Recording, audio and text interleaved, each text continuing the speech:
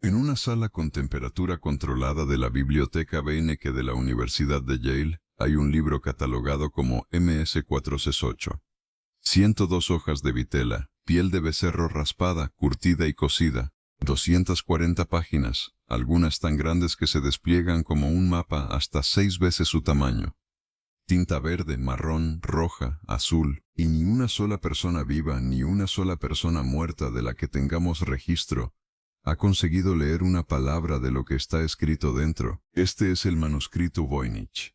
Y no es que sea difícil de leer, es que en 600 años nadie ha traducido una frase, ni un renglón, ni una palabra suelta, no por falta de gente intentándolo. Lo intentó el hombre que descifró los códigos secretos del ejército japonés en la Segunda Guerra Mundial, lo intentó la agencia de inteligencia más poderosa del planeta durante la Guerra Fría, lo intentaron los criptógrafos que rompieron la máquina Enigma de los nazis. Todos ellos se sentaron delante del manuscrito Voynich, y todos ellos se levantaron sin nada. Antes de entrar, una cosa.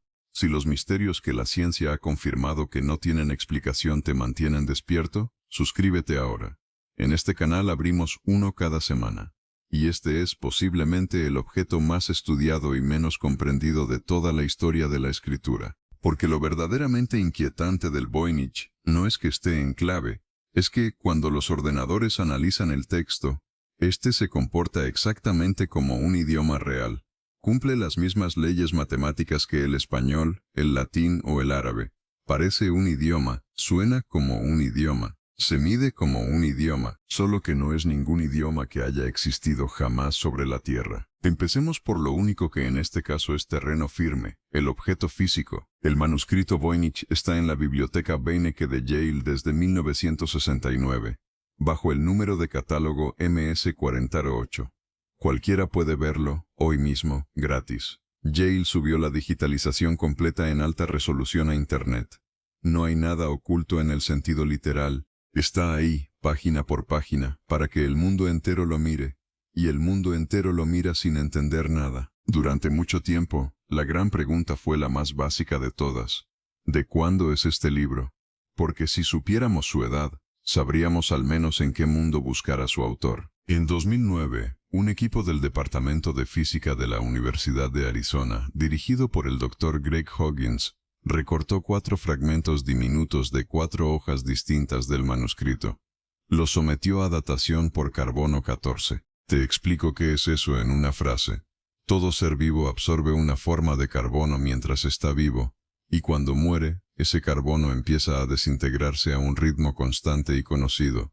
Mides cuánto queda y sabes cuándo murió. En este caso, cuando murió el becerro cuya piel se convirtió en estas páginas. El resultado se anunció el 8 de diciembre de 2009. La vitela del manuscrito Voynich se fabricó entre los años 1404 y 1438, con un 95% de probabilidad, principios del siglo XV. Y aquí viene el detalle importante. La tinta también es de esa época. Eso descarta de golpe la sospecha más obvia, que alguien hubiera cogido un pergamino antiguo y escrito sobre él un fraude moderno. No.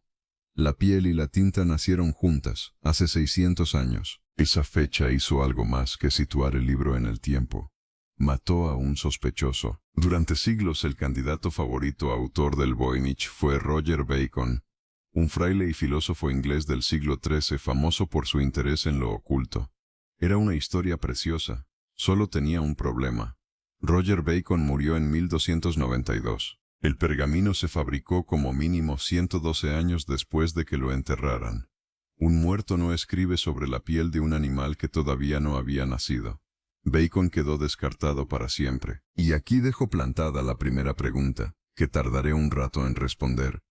Si el libro es real, si la datación es sólida, ¿por qué la prueba más importante que tenemos sobre su edad nunca se publicó como un estudio científico de verdad? Guárdate esa idea. Volveremos a ella. Tenemos el objeto. Tenemos su fecha. Ahora intentemos seguir su rastro hacia atrás, de mano en mano, hasta donde podamos. El nombre del manuscrito viene de Wilfrid Voynich, un librero nacido en 1864 en territorio del Imperio Ruso. En 1912 compró el manuscrito a una colección de los jesuitas, una orden religiosa católica, que lo guardaba en secreto en una villa cerca de Roma, Y la venta tuvo que hacerse en secreto por una razón muy concreta. El gobierno italiano consideraba que esos manuscritos eran propiedad del Estado. Décadas antes, en octubre de 1873, Italia había confiscado la biblioteca entera del Colegio Jesuita de Roma. Los jesuitas escondieron sus libros más valiosos antes de que llegaran los funcionarios. El Voynich fue uno de los que escondieron. Aquí una nota de honestidad, porque en este canal los datos se cuidan. Durante años se contó que la compra ocurrió en una villa concreta, la Villa Mondragón. Investigaciones recientes ponen en duda el lugar exacto. Lo seguro es esto. Salió de los jesuitas de Roma, en secreto, en 1912. El dónde exacto es menos firme de lo que las viejas historias afirmaban. Sigamos hacia atrás. Antes de los jesuitas, el rastro nos lleva al siglo XVII, a Praga.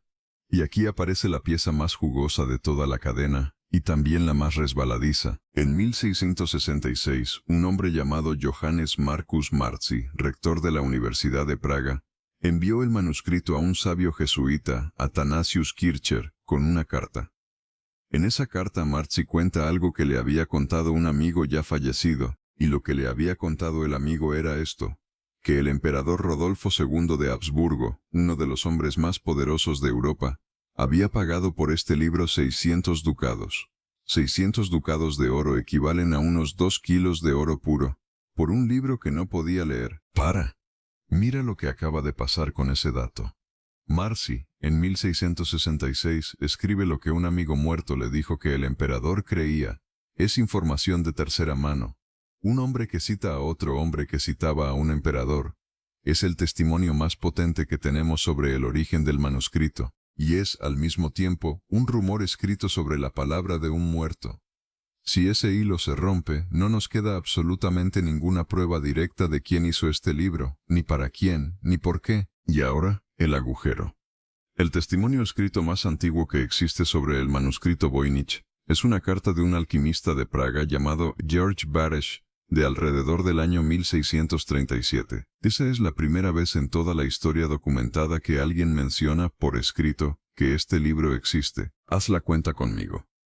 El pergamino se fabricó entre 1404 y 1438. La primera mención escrita es de 1637. Esos son entre 165 y 235 años. 2 siglos enteros en los que un libro de 240 páginas, ilustrado a color, simplemente no aparece en ningún sitio. Ningún inventario, ninguna carta, ninguna mención de paso. Nadie, durante 2 siglos lo describe, lo compra, lo hereda o lo roba sobre el papel. El objeto físico existe. La historia de ese objeto, durante 200 años, está completamente en blanco. Llegamos a la parte que convierte al Voynich en algo más que una curiosidad de anticuario, porque a este libro no se enfrentaron aficionados con lupa, se enfrentaron las mejores mentes que ha producido la ciencia de romper códigos. El primero, William Friedemann. Si el descifrado de códigos tuviera un salón de la fama, Friedemann estaría en el centro.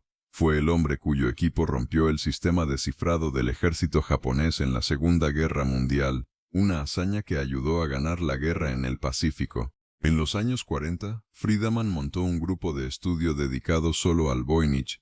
Transcribieron el manuscrito entero, línea por línea a tarjetas perforadas de IBM, para poder analizarlo con máquinas.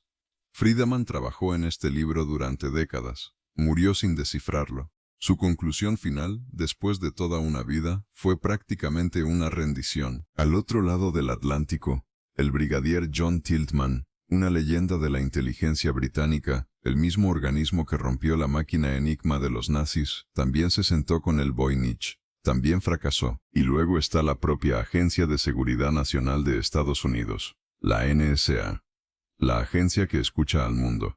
En 1978 publicó una monografía oficial sobre el manuscrito, titulada Un enigma elegante, escrita por la analista Mary D'Imperio. Sigue siendo hasta hoy uno de los estudios más completos que existen, y su conclusión otra vez fue que no lo habían resuelto. Detente un segundo en lo que eso significa. Las organizaciones diseñadas específicamente para leer lo que otros no quieren que se lea, las que descifraron las comunicaciones secretas de imperios en guerra, miraron este libro de 600 años y se dieron por vencidas. Entonces, ¿es simplemente un galimatías? garabato sin sentido que un farsante medieval inventó para vender un libro caro, sería la explicación más cómoda. Y es justo aquí donde la cosa se complica de verdad, porque cuando los matemáticos analizan el texto, no encuentran ruido, encuentran estructura, encuentran un idioma. Te lo explico sin tecnicismos. Existe una regla, llamada la ley de Zipf, que cumplen todos los idiomas humanos conocidos. Dice más o menos que en cualquier lengua la palabra más común aparece el doble de veces que la segunda más común, el triple que la tercera, y así sucesivamente, en una proporción matemática muy precisa. El español la cumple, el inglés la cumple, el árabe la cumple. Un texto de letras puestas al azar no la cumple jamás. El Voynich la cumple perfectamente. Hay más. La cantidad de información que carga cada palabra del Voynich es prácticamente idéntica a la del inglés o el latín. En 2013, dos físicos, Marcelio Montemurro y Damián Sanet, publicaron un estudio en la revista científica PLOS ONE. Analizaron cómo se distribuyen las palabras a lo largo del libro y encontraron algo que no se puede falsificar fácilmente. Las palabras clave se agrupan en las secciones donde deberían agruparse, igual que en un libro real las palabras sobre estrellas se concentran en el capítulo de astronomía. Su conclusión: el texto tiene una organización compleja compatible con una lengua real, y la lingüista Claire Bowen, de la propia Yale, fue más lejos. Demostró que el Voynich no es un cifrado de sustitución simple, esos en los que cada letra se cambia por otra. Su estructura es demasiado rica para eso. Resumen de lo que la ciencia confirma: no es ruido, no es un cifrado sencillo. Se comporta, medida a medida, como una lengua natural, pero no coincide con ninguna lengua que se haya hablado nunca. Y por si el texto fuera poco, están los dibujos. Casi la mitad del manuscrito son plantas. Plantas dibujadas con cuidado. Raíces, tallos, hojas, flores. Parecen botánica real. Pero ni un solo botánico, en 600 años, ha podido identificar con seguridad una sola de esas plantas con una especie que exista en la Tierra. No es que estén mal dibujadas, es que combinan la raíz de una cosa, la hoja de otra, y la flor de una tercera, formando organismos que no crecen en ningún lugar de este planeta. El libro está lleno de una botánica imposible, así que reunamos todas las piezas sobre la mesa, porque juntas dicen algo que ninguna dice por separado. Tenemos un objeto real, fechado por carbono 14 entre 1404 y 1438. Un objeto que desaparece de la historia durante 2 siglos enteros, cuyo único origen conocido es un rumor de tercera mano sobre un emperador que pagó 2 kilos de oro por él. Un libro que derrotó al hombre que venció a los criptógrafos japoneses, a los que rompieron Enigma, y a la NSA, lleno de plantas que no existen, y, en el centro de todo, un texto que las matemáticas insisten en que es un idioma de verdad. Cumple la ley de Zipf, carga información como el latín, agrupa sus palabras con sentido, pero un idioma que ningún ser humano sobre la faz de la Tierra puede leer, ni siquiera traducir una palabra, después de 600 años. Hay solo 3 posibilidades, y todas son inquietantes. Una, es un idioma real, hablado por alguien, en algún lugar, que se perdió tan completamente que no quedó ni rastro de él salvo este libro. 2, es un código tan sofisticado que sigue derrotando a las máquinas modernas, inventado por una mente del siglo XV que superó a todos los que vinieron después. O 3, es el fraude más perfecto jamás construido, un sistema falso tan rico que imita las leyes profundas del lenguaje sin ser lenguaje, fabricado por alguien que no podía conocer esas leyes porque no se descubrieron hasta el siglo XX. Ninguna de las 3 se puede demostrar, y ninguna de las 3 se puede descartar. ¿Recuerdas la pregunta que dejé plantada al principio? La prueba más importante sobre la edad del Voynich, esa datación de carbono de la Universidad de Arizona, nunca se publicó como un artículo científico revisado por otros expertos, solo se presentó en conferencias. La fecha que ancla todo lo que creemos saber sobre este libro descansa, ella misma, sobre un cimiento más blando de lo que parece. En el manuscrito Voynich, hasta las certezas tienen una grieta. Vivimos en una época que ha decidido, casi sin darse cuenta, que todo se puede saber.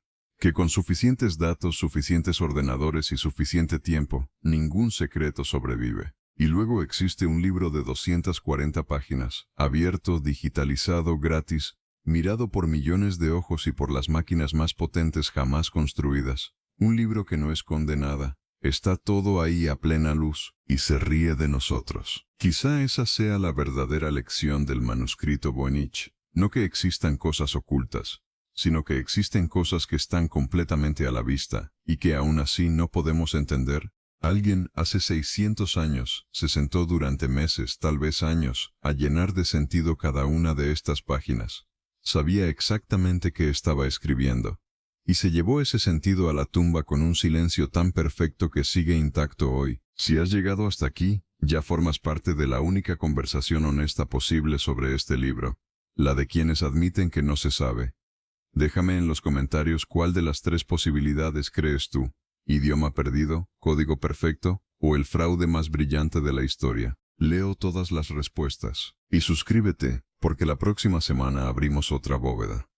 En un palacio de Estambul se guarda un mapa dibujado en 1513 por un almirante otomano llamado Piri Reis. Un mapa que muestra una costa que ese hombre no tenía ninguna forma de conocer. La pregunta de la semana que viene no es qué dice el mapa, es cómo llegó a dibujarse. Nos vemos en la próxima bóveda.